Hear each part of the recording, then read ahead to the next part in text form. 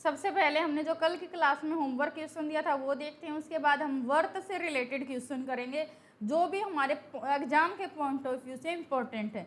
सबसे पहले देखो क्वेश्चन नंबर 10 हमारा सेकंड क्लास का होमवर्क क्वेश्चन है। यदि एक समकोण त्रिभुज का कर्ण की लंबाई 10 सेंटीमीटर है तथा इसकी ऊंचाई 8 सेंटीमीटर है तो इस प्रकार के समकोण त्रिभुज का क्षेत्रफल ज्ञात करो। यहाँ पे देखो साफ साफ हमें दे दिया क्या है, समकोण त्रिभुज है। तो समकोण त्रिभुज जब हमें दे रखा है तो हमें पता है समकोण त्रिभुज में क्या क्या होता है। ये हमारा आधार होता है, ये हमारी ऊंचाई होती है या लंब होता है, और ये हमारा कर्ण होता है। ठीक है, ये चीजें हमें पता है।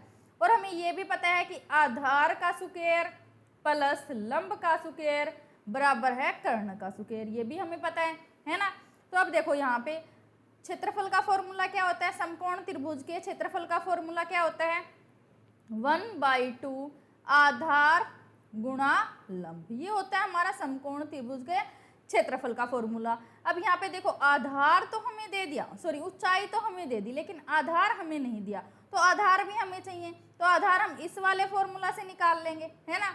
तो अब यहाँ पे देखो आधार का स्क्वायर तो हमें चाहिए, तो यहाँ पे कर्ण के स्क्वायर में से लंब का स्क्वायर घटा देंगे तो हमारा आधार का स्क्वायर आ जाएगा। तो ये क्या हो जाएगा 100, इधर ही देख लो 100 माइनस 64, यह क्या आ गया 36। तो आधार का स्क्वायर 36 आ गया, तो आधार क्या आ गया 6 आ गया। तो अब क्या करना है, हमें सिर्फ फॉर्मूला में पुटअप करना है। तो 1/2 गुणा आधार गुणा ऊंचाई, तो आधार हमारा है 8, ऊंचाई हमारी 6। ठीक है, 2 तिया 6, 8 तिया 24, तो क्या आ गया हमारा क्षेत्रफल 24 सेंटीमीटर। ठीक है, कौन से ऑप्शन में है, फोर्थ ऑप्शन में है। चलिए शुरू करते हैं हमारी आज की क्लास। सबसे पहले आप लोगों को पता होना चाहिए कि वर्त एग्जैक्टली होता क्या है।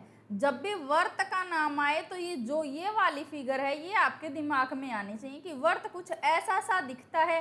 क्या क्या हमें वर्त में दिया हुआ मिलता है, क्या हमें फिगर आउट करना होता है कि वर्त में हमसे किस तरह के क्वेश्चन पूछे जा सकते हैं एग्जाम के पॉइंट ऑफ व्यू से। तो सबसे पहले देखो, जब भी कोई एक ऐसी आकृति हो जो राउंड फॉर्म में हो, एक सेंटर से बिंदु से प्रकार द्वारा खींची गई एक आकृति जिसका पूरा जो ये कोण होता है, ये वाला कोण होता है वो 360 होता है। किसी भी वर्त का जो संपूर्ण कोण होता है ये अंदर का, ये 360 का होता है। ठीक है, और यहाँ से प्रत्येक भुजा की लंबाई सेम होती है जिसको हम त्रिज्या कहते हैं। केंद्र से अगर परिधि पर कोई भी एक लाइन ड्रॉ कर दी जाती है तो उसको हम त्रिज्या बोलते हैं। ठीक है, तो ये वाली जो लंबाई होती है ये हमारी त्रिज्या होती है जिसको हम छोटे r से डिनोट करते हैं। ठीक है, तो पहला जो हमें दिया मिलेगा वो त्रिज्या ही रहेगी। पूरा जो ये कॉन्सेप्ट है हमारा सर्कल का, वर्त का, ये हमारा पूरा त्रिज्या पे ही डिपेंड रहता है। ठीक है, त्रिज्या हमारी क्या होती है, रेडियस होती है। तो पूरे जो सर्कल के हमारे क्वेश्चन है वो रेडियस पे ही बेस होते हैं। अगर हमें रेडियस पता है तो चाहे हमारी इससे परिधि पूछ लें, क्षेत्रफल पूछ लें, हम इजिली निकाल लेंगे। ठीक है, तो सबसे पहला काम, चाहे हमें कुछ भी दे रखा है पूरे इक्वेशन में, सबसे पहला काम हमारा क्या होगा, उसकी रेडियस निकालना। ठीक है, तो हम रेडियस निकाल देंगे तो हमारा क्वेश्चन भी हल हो जाएगा। सबसे पहले देखो वर्त की परिधि क्या होती है, वर्त की परिधि हमारी होती है 2πr, जिसमें पाई की जो वैल्यू है वो स्टैंडर्ड वैल्यू होती है, वो फिक्स रहती है, वो चेंज नहीं होती।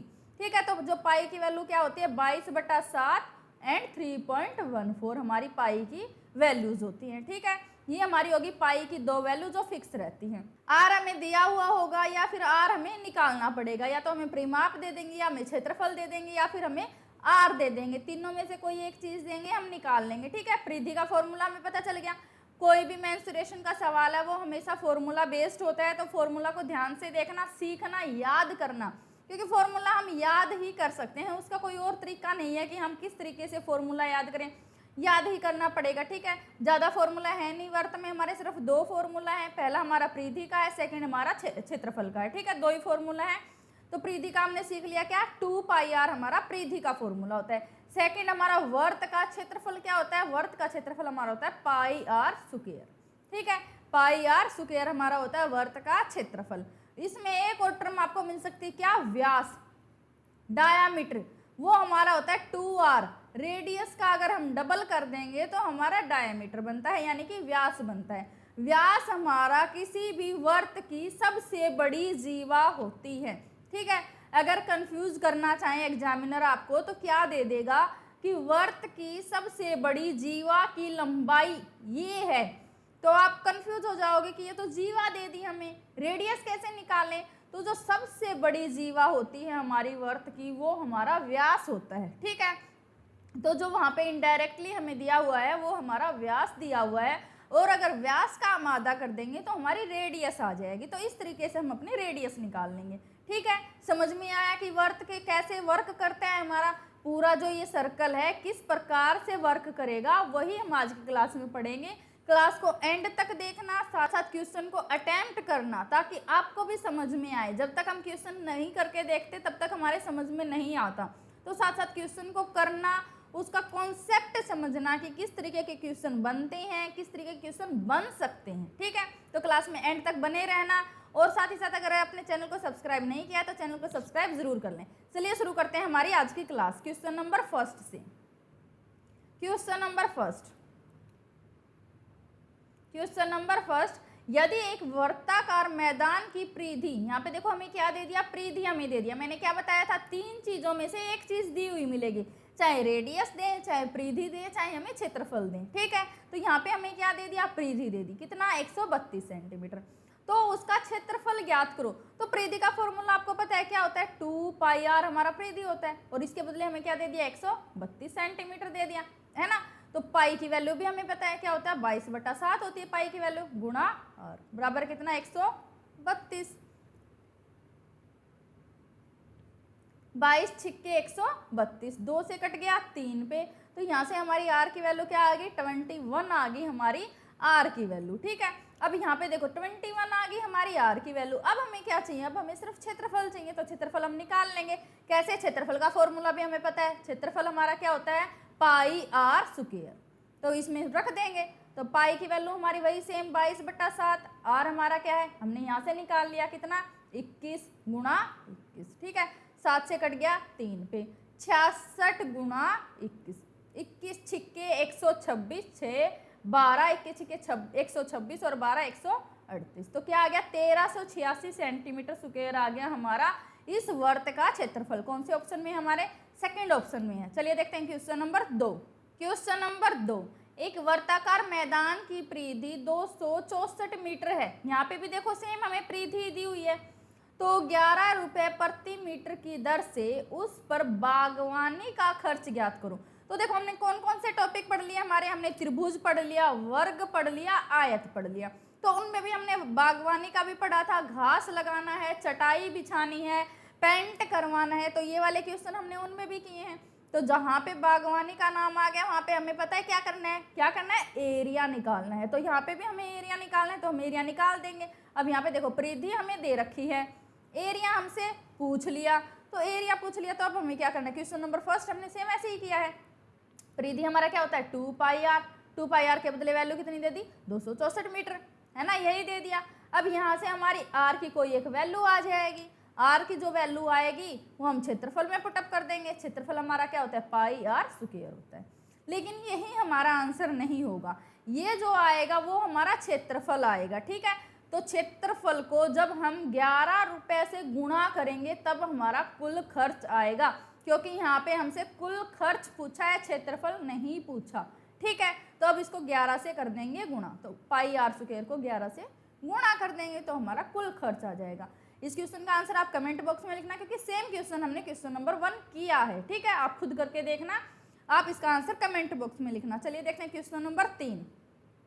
क्वेश्चन नंबर 3, एक वर्ताकार मैदान का व्यास 21 सेंटीमीटर है, तो उसका क्षेत्रफल ज्ञात करो। तो यहाँ पे हमें क्या दे दिया, व्यास दे दिया।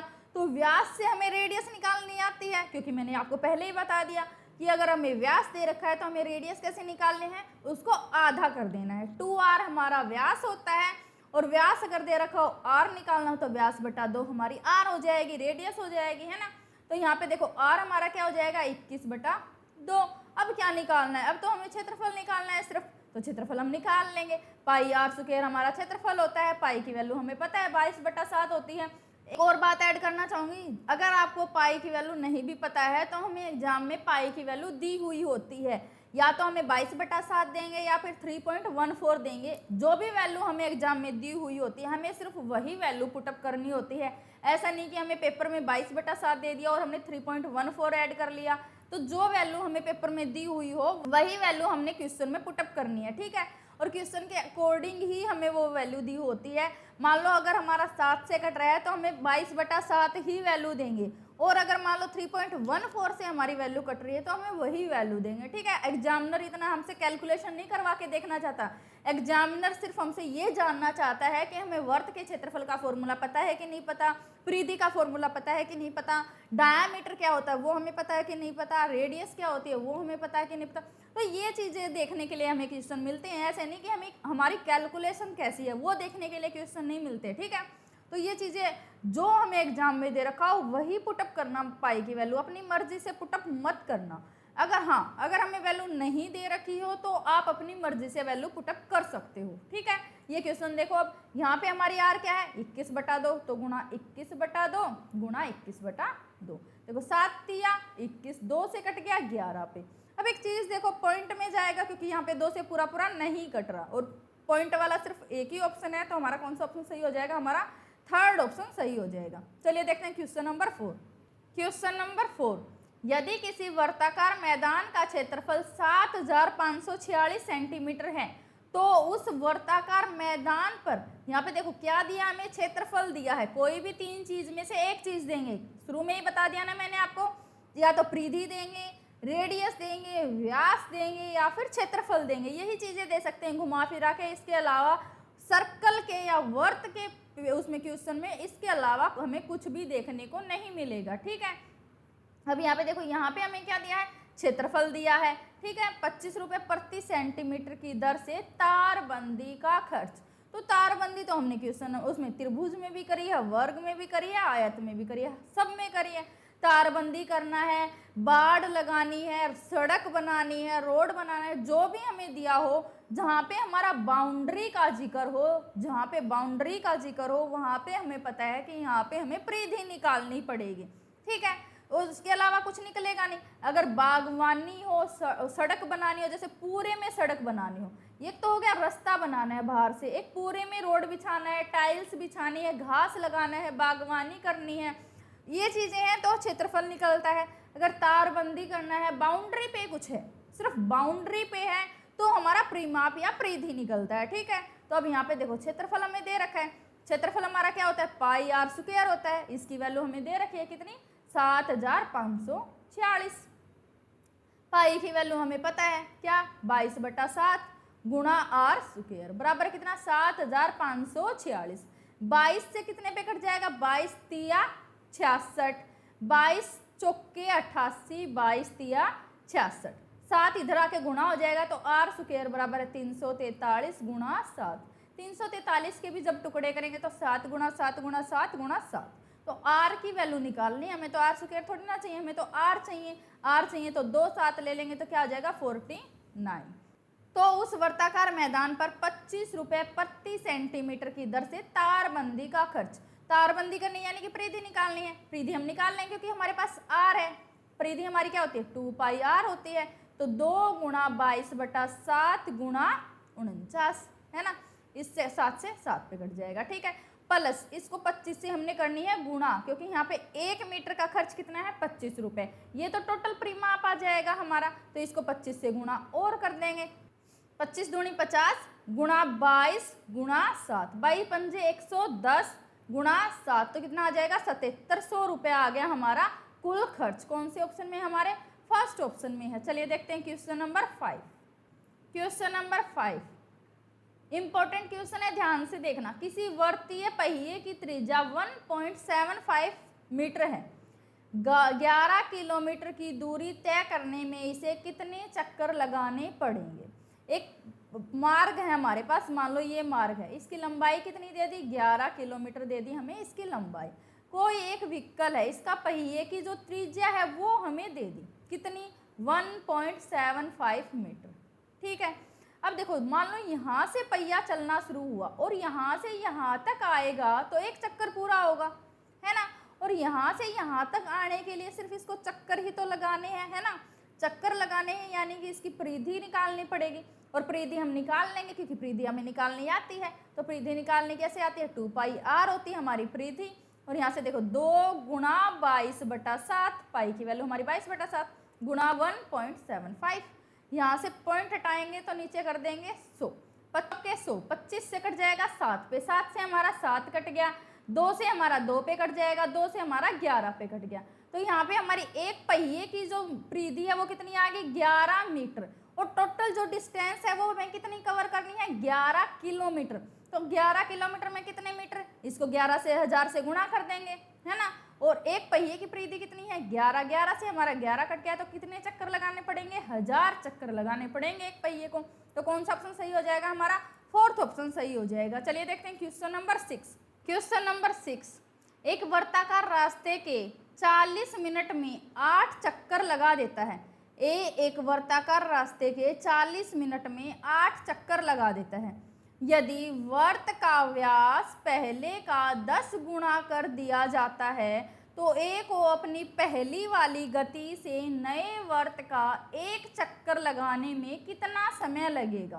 तो यहाँ पे देखो हमें 40 मिनट में 8 चक्कर दे रखे हैं, तो सबसे पहले तो हम 1 चक्कर का समय निकाल लेते हैं, क्योंकि यहाँ पे हमें लास्ट में क्या निकालना है 1 चक्कर का ही समय निकालना है। तो अब यहाँ पे देखो 40 मिनट में 8 चक्कर लगाता है, तो 1 चक्कर कितनी मिनट में 5 मिनट में।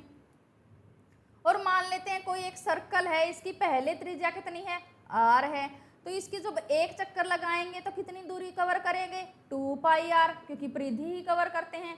कितनी मिनट में कर रहा है 5 मिनट में, तो ये क्या आ गई ए की चाल आ गई हमारे पास ये, ठीक है, क्योंकि इतनी दूरी तय कर रहा था, इतने समय में तय कर रहा था, ठीक है। नेक्स्ट क्या दिया है कि इस जो वर्त है इसकी जो व्यास है इसको 10 गुना कर दिया।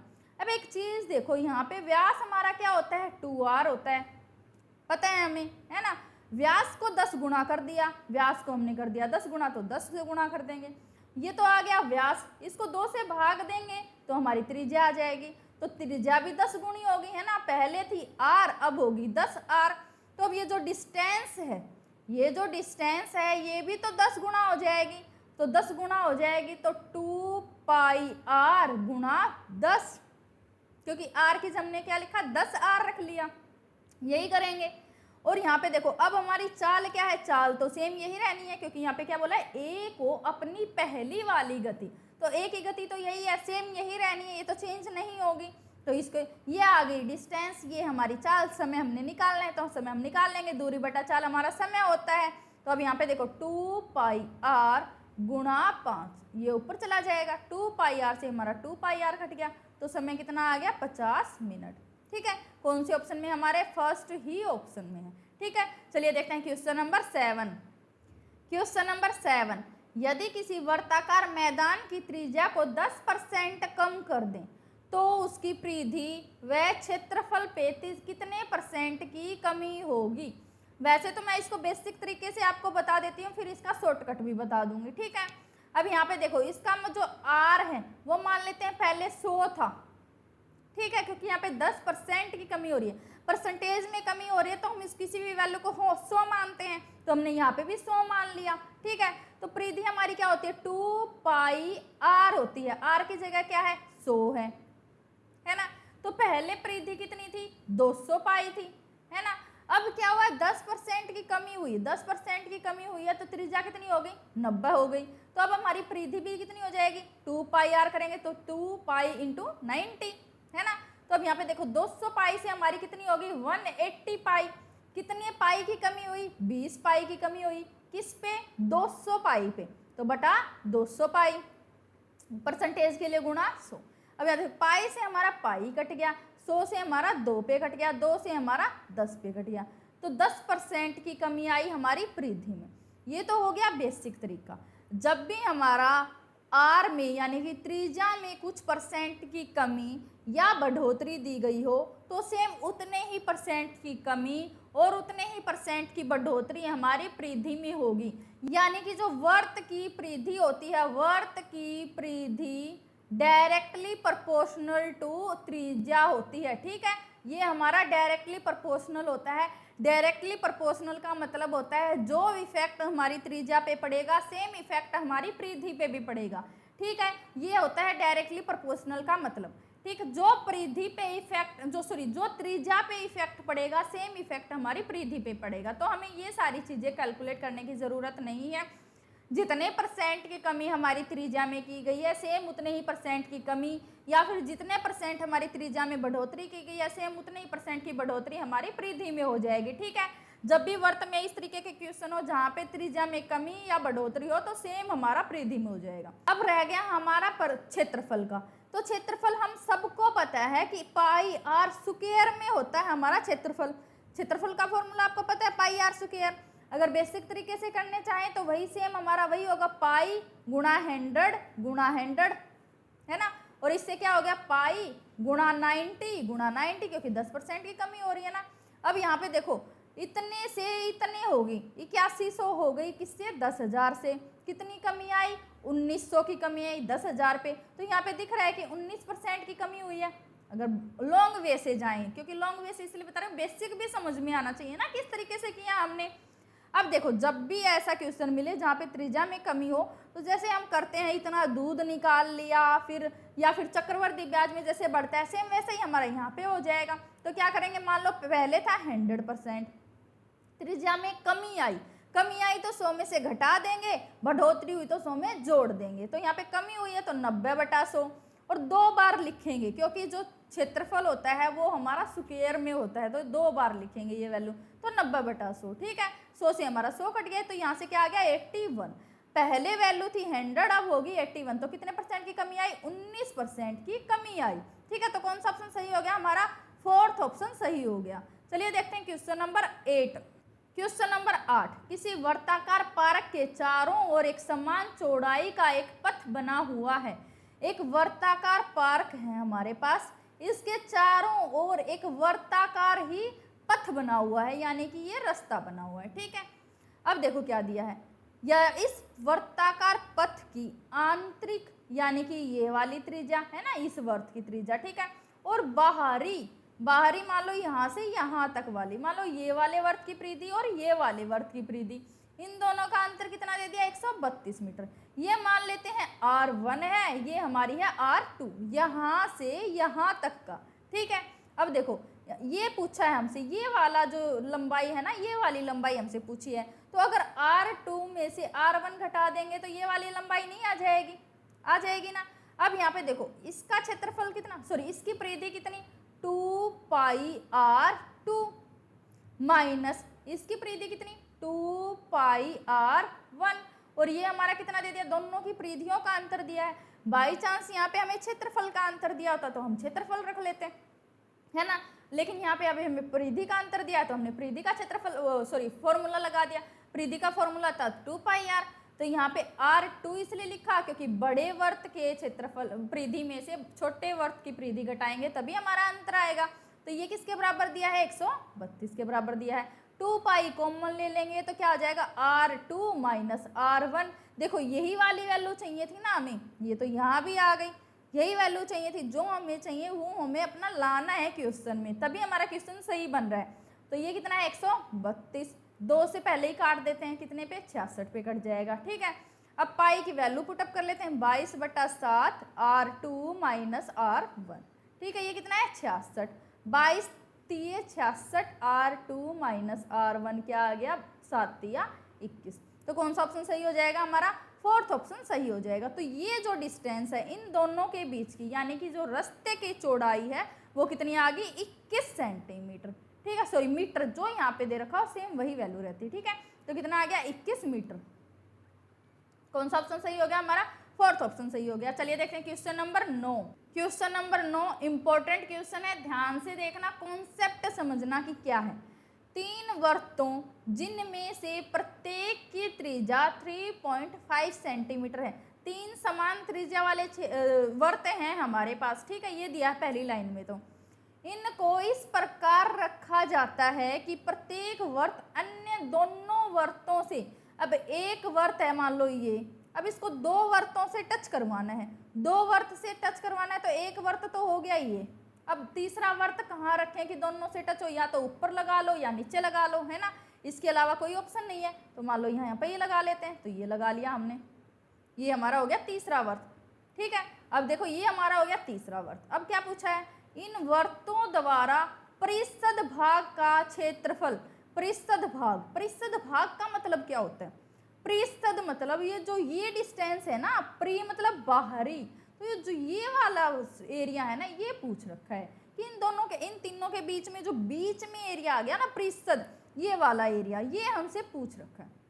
तो ये एरिया कैसे निकालेंगे वो देखते हैं। अब यहाँ पे देखो ये पॉइंट और ये पॉइंट, ये भी इसकी परिधि है, ये भी परिधि है, तो इनको मिला देते हैं, एक हमारा बन जाएगा यहाँ पे त्रिभुज, समबाहु त्रिभुज। कैसे, यहाँ से यहाँ तक की डिस्टेंस कितनी, 3.5, यहाँ से यहाँ की भी 3.5, यहाँ से, क्योंकि सारी जो डिस्टेंस हैं, जो सारी त्रिज्याएं हैं वो 3.5 सेंटीमीटर की हैं, तो यहाँ से यहाँ तक की डिस्टेंस भी 7 सेंटीमीटर हो गई, यहाँ से यहाँ की भी 7 सेंटीमीटर हो गई, और यहाँ से यहाँ की भी 7 सेंटीमीटर हो गई। तो एक देखो, अगर इनका एरिया, इस वाली त्रिभुज का एरिया निकालना चाहें तो क्या हो जाएगा, √3/4 a स्क्वायर, क्योंकि ये समबाहु त्रिभुज है, और समबाहु त्रिभुज का क्षेत्रफल हमने पहले ही निकाल लिया, त्रिभुज क्योंकि हमारा त्रिभुज पहले ही हो गया, तो समबाहु त्रिभुज का क्षेत्रफल क्या होता है, √3/4 a स्क्वायर। ठीक है। अब देखो इसमें से क्या घटाएंगे कि हमारा ये वाला एरिया आ जाएगा। देखो ये भी एक वर्तखंड है, ये भी वर्तखंड है, और ये भी वर्तखंड है। अगर इन वर्तखंडों का क्षेत्रफल घटा दें तो ये वाला एरिया नहीं आ जाएगा, है ना। तो वर्तखंडों का क्षेत्रफल कैसे निकालें, क्योंकि हमने तो वर्त का क्षेत्रफल सीखा, वर्तखंड का क्षेत्रफल तो सीखा ही नहीं। तो मैं बताती हूँ, मैंने क्या बताया कि वर्त का जो ये टोटल कोण है वो कितना होता है, 360 होता है।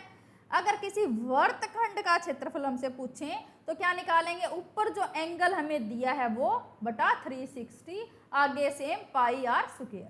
ठीक है। अब यहाँ पे देखो समबाहु त्रिभुज के प्रत्येक कोण का मान क्या होता है, 60 डिग्री होता है। तो 60 ये और 60 ये, तो टोटल कितनी डिग्री हो गया, 180 डिग्री हो गया। टोटल कितना होता है, 360 होता है। वर्त का क्षेत्रफल निकाल रहे हैं हम यहाँ पे, ठीक है। 180 का निकालना है, टोटल 360 होता है, वही सेम हमारा πr स्क्वायर। ठीक है। अब यहाँ पे देखो √3/4, a की वैल्यू क्या है, 7, यहाँ पे 3.5 मत करना, क्योंकि ये वाली त्रिज्या और ये वाली त्रिज्या दोनों त्रिज्याएं हैं, हमारी त्रिज्याएं हैं, तो ये क्या हो जाएगा, 7 × 7 माइनस 180/360, ये कितना हो जाएगा, 1/2।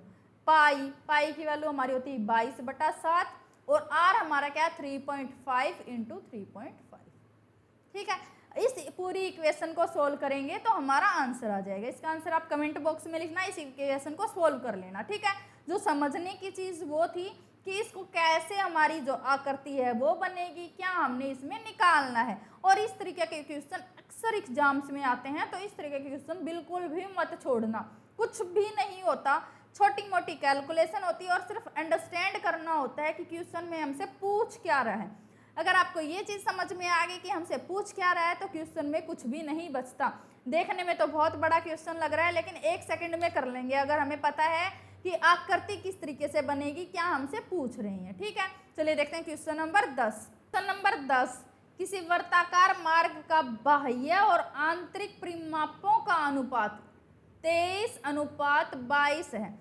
एक चीज़ मैंने आपको पहले भी बताई, क्या कि परिधि और त्रिज्या हमारी डायरेक्टली प्रोपोर्शनल होती हैं, यानी कि जो परिधि का अनुपात होता है वही हमारी त्रिज्याओं का अनुपात होता है। सेम बोला मैंने, क्योंकि यहाँ पे निकाल के देख लेते हैं अगर समझ में नहीं आता तो।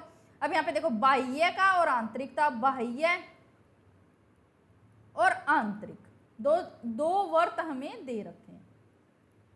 ठीक है। बाह्य और आंतरिक से तो समझते हो ना, एक बड़ा वर्त है उसके अंदर एक छोटा वर्त है। ठीक है। और ये वाली परिधि मान लो ये R1 है और ये वाली परिधि का R2 है। ठीक है। ये वाली परिधि का अनुपात और ये वाली परिधि का अनुपात हमें दे रखा है। ठीक है। ये चीज़ हमें दे रखी है, तो बाह्य का भी अनुपात क्या होगा, 2πr2, क्योंकि 2πr हमारी परिधि होती है। ठीक है। r की जगह मैं R2 लिख रही हूँ, क्योंकि 2 त्रिज्याएं हैं हमारे पास, सिर्फ इसलिए। आंतरिक क्या हो जाएगा, 2πr1, और ये हमें क्या दे रखा है, 23:22। 2π से हमारा 2π कट जाएगा, तो R2:R1 भी क्या आ गया, 23:22। देखा, मैंने बोला था ना कि जो परिधि का अनुपात होता है वही हमारी त्रिज्याओं का अनुपात होता है, क्योंकि डायरेक्टली प्रोपोर्शनल होता है हमारा परिधि त्रिज्या का। इन दोनों का जो अंतर दे दिया वो कितना है 5 मीटर। तो अंतर क्या है R2 माइनस R1 ही है अंतर, है ना। ये वाली जो चौड़ाई वो क्या है R2 माइनस R1 और इसकी वैल्यू हमें क्या दे रखी है 5 मीटर।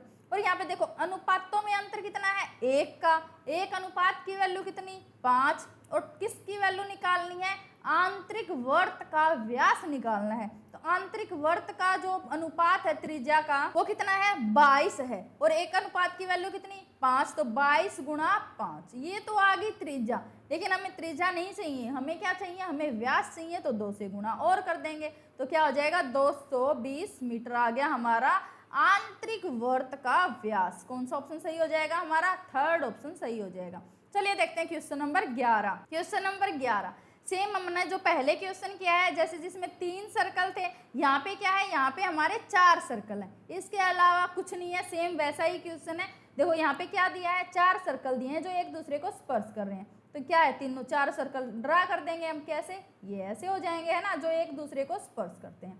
क्या निकालना है इनके द्वारा घिरा हुआ एरिया, यानी कि ये वाली डिस्टेंस निकालनी है। 3 त्रिवर्त थे, जब भी हमने ये वाले डिस्टेंस निकाला था कैसे हमने क्या किया था, देखो यहाँ भी इनका केंद्र बिंदु, यहाँ से भी ये वाला इसका मान लो केंद्र है, ये इसका केंद्र है, ठीक है। यहाँ से यहाँ तक की डिस्टेंस ये भी r ये भी r, क्योंकि सबकी r बराबर है, क्योंकि सबकी r क्या है 3 सेंटीमीटर है, ठीक है। तो यहाँ से यहाँ तक की डिस्टेंस कितनी हो जाएगी 6 सेंटीमीटर। तो वर्ग की भुजा क्या होगी 6 सेंटीमीटर होगी, है ना। तो अगर ये वाले एरिया में से इन वर्तखंडों का क्षेत्रफल घटा देंगे तो ये वाला एरिया आ जाएगा। तो वर्ग का क्षेत्रफल हमारा क्या होता है a स्क्वायर होता है, a हमारा क्या है 6 है, तो a स्क्वायर माइनस, अब देखो यहाँ पे वर्ग का प्रत्येक कोण कितना होता है 90 डिग्री का, तो ये भी 90, ये भी 90, ये भी 90 और ये भी 90। तो प्रत्येक कोण की जो चारों कोणों को जोड़ेंगे तो कितना हो जाएगा 360। टोटल क्या होता है 360 होता है, गुणा वर्त का क्षेत्रफल क्या होता है पाई आर स्क्वायर। 360 से हमारा 360 कट गया, ए स्क्वायर ए की वैल्यू क्या है 6, तो 36 माइनस पाई को हम साथ में रख लेते हैं क्योंकि प्रत्येक में पाई है हमारे पास, पाई आर क्या है हमारा 3, तो 3 गुणा 3 क्या हो जाएगा 36 माइनस 9 पाई। कौन सा ऑप्शन सही हो जाएगा हमारा सेकंड ऑप्शन सही हो जाएगा। चलिए देखते हैं क्वेश्चन नंबर 12। क्वेश्चन नंबर 12 दो समान अधिकतम आकार की वर्ताकार, देखो दो वर्त काटने हैं हमें, किसमें से वर्ताकार प्लेटों को एक वर्ताकार कागज की शीट, एक कोई वर्ताकार कागज की शीट है हमारे पास, कोई एक वर्त है हमारे पास जिसकी परिधि हमें दे रखी है कितनी 352 सेंटीमीटर दे रखी है, ठीक है। इसका मान लो ये है केंद्र बिंदु, ये वाला है हमारा इसका केंद्र, ठीक। क्या दिया है इसमें से 2 प्लेटें काटनी है, तो 2 प्लेटें काटनी है तो अधिकतम आकार की काटनी है, यानी कि ये वाली हो जाएगी, एक प्लेट हो जाएगी हमारी ये और एक प्लेट हमारी हो जाएगी ये, ठीक है। क्योंकि हमें अधिकतम आकार चाहिए तो दोनों को बराबर हिस्से में बांट देंगे।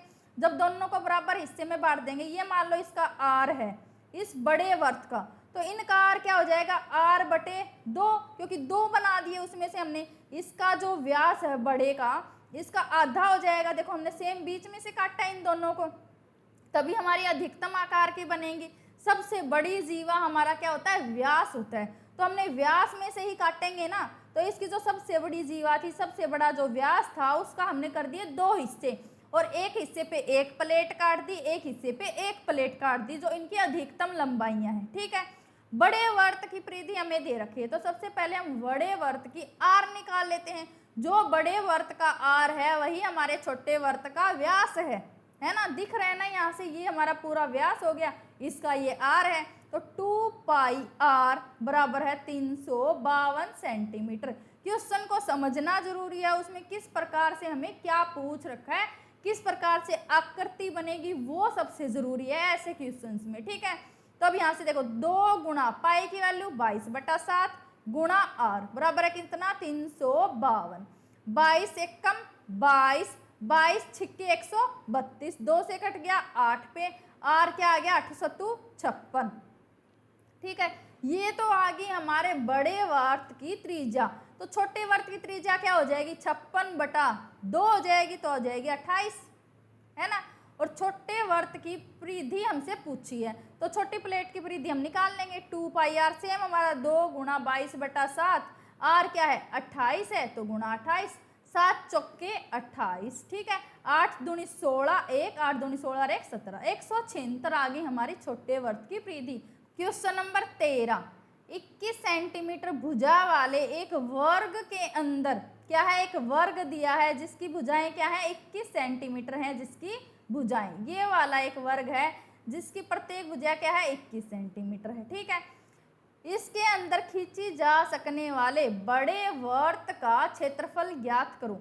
इसका मान लो एक कोई केंद्र बिंदु है, इससे मान लो यहाँ से एक ऐसे कोई वर्त खींचा है हमने, ये वाला वर्त,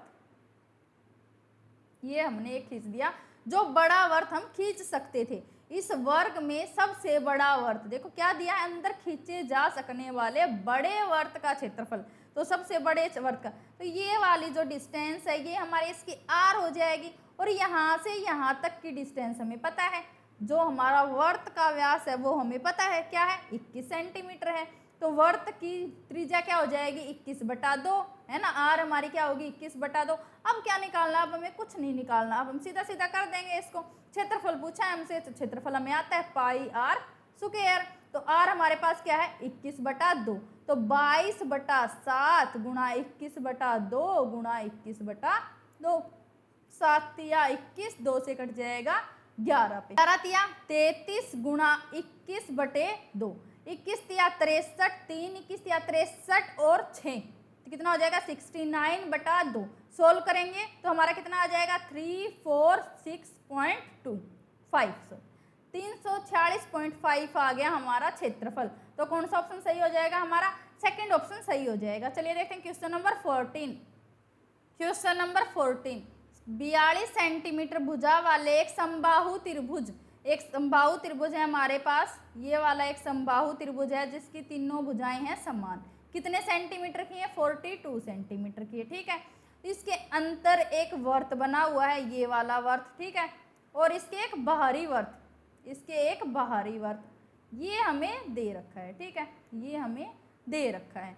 क्या पूछा है, अंतःवर्त तथा बाह्य वर्त का क्षेत्रफल ज्ञात करो, ये पूछा है हमसे। तो सबसे पहले हमें ये पता होना चाहिए कि अंतःवर्त की त्रिज्या क्या होती है और बाह्य वर्त की त्रिज्या क्या होती है। जब कोई समबाहु त्रिभुज दे रखा हो, उसकी अंतःवर्त की त्रिज्या और समबाहु त्रिभुज के बाह्य वर्त की त्रिज्या क्या होती है। तो जब समबाहु त्रिभुज दे रखा हो,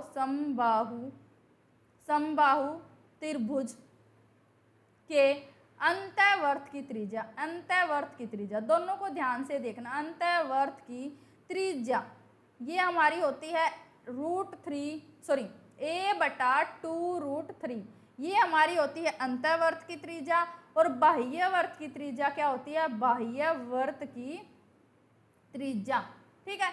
दोनों त्रिज्याएं हमें पता होना चाहिए, जब भी हम क्षेत्रफल निकाल सकते हैं। तो ये फॉर्मूलाज होते हैं, फॉर्मूला कैसे डिराइव करें ये हमारा एडवांस मैथ में आता है। अभी हम मेंसुरेशन पढ़ रहे हैं, तो मेंसुरेशन में सिर्फ आपको फॉर्मूले याद ही करने हैं। अभी यहाँ पे हम निकाल के नहीं देखेंगे, अगर निकाल के देखने लग जाएंगे तो बहुत टाइम लग जाएगा, ठीक है। तो आप याद कर लो, अभी हमारे पास एग्जाम में इतना टाइम नहीं है कि हम इन फॉर्मूलाज को डिराइव करके देखें। वैसे भी हमारे अगर फॉर्मूला ड्राइव करने आते तो बिल्कुल बताती हूँ आपको, लेकिन वो हमारा एडवांस मैथ्स का काम है, तो अभी हम यहाँ पे एडवांस मैथ्स नहीं पढ़ रहे हैं, हम यहाँ पे मेंसुरेशन पढ़ रहे हैं, जो सिंपल सा टॉपिक है हमारा। तो ये फॉर्मूला आपको याद करना है कि अगर समबाहु त्रिभुज दे रखा हो तो उसकी अंतःवर्त की त्रिज्या कैसे निकालते हैं और बाह्य वर्त की त्रिज्या कैसे निकालते हैं। तो अंतःवर्त की त्रिज्या हमारी होती है a/2√3 और बाह्य वर्त की त्रिज्या होती है a/√3, यानी कि सीधा सीधा जो अंतःवर्त की त्रिज्या होती है उसका 2 गुना हमारा बाह्य वर्त की त्रिज्या होती है, ठीक है। ये चीज़ समझ गए आप, क्योंकि यहाँ पे 2 है बटा में इसके 2 नहीं है। तो अब यहाँ पे देखो इसकी r निकालेंगे, इसका मान लेते हैं r1, तो r1 हमारा क्या हो जाएगा 42, यहाँ पे a हमारा क्या है 42, क्योंकि समबाहु त्रिभुज की भुजा हमें दे रखी है, तो इसकी वैल्यू क्या हो जाएगी 2√3। ये तो आ गई r1, r2 सेम ऐसे ही निकालेंगे तो 42/√3 है ना, 42/√3, ये आ गई हमारी दोनों की त्रिज्याएं। अब हमें क्या निकालना, अब तो हमें क्षेत्रफल निकालना है, दोनों के क्षेत्रफल ही तो निकालने हैं। तो इसका क्षेत्रफल ये हो जाएगा πr², तो πr², तो पाई की वैल्यू 22/7, r हमारा क्या है 42/2√3, 42/2√3, 2 दूनी 4, ये 12, इन दोनों को गुणा करेंगे तो कितना हो जाएगा, 12 हो जाएगा।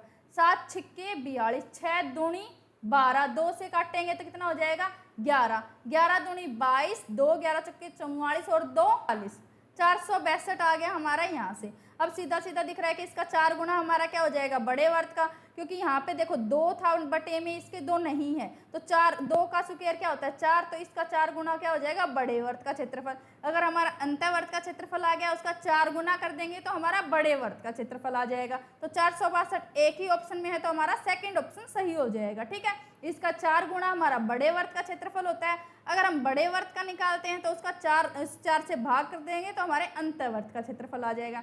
कभी कभी ऐसा भी होता है कि अंतःवर्त का क्षेत्रफल दे दें और बाह्यवर्त का क्षेत्रफल पूछ लें हमसे, तो हमें आर निकाल के देखने की जरूरत नहीं है, सीधा उसको 4 से गुणा कर देंगे तो हमारे बाह्यवर्त का क्षेत्रफल आ जाएगा। कई बार होगा बाह्यवर्त का क्षेत्रफल दिया हो तो उसको 4 से भाग कर देंगे तो हमारा अंतःवर्त का क्षेत्रफल आ जाएगा। ठीक है, चलिए देखते हैं क्वेश्चन नंबर 15 और आज की क्लास का हमारा आखिरी क्वेश्चन।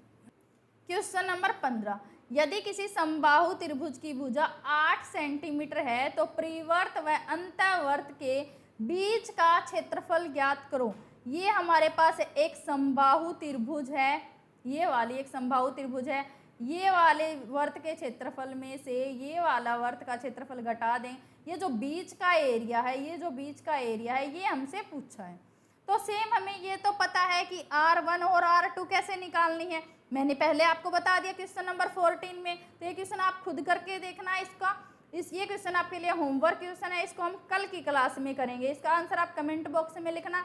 चलिए आज की क्लास हमारी यहीं खत्म होती है। अगर आपको आज की क्लास पसंद आई तो वीडियो को लाइक करें, चैनल को सब्सक्राइब करें, साथ ही साथ बेल आइकन भी दबा लें जिससे आपको आने वाली क्लासेस की latest update time to time मिलती रहे। Thanks for watching.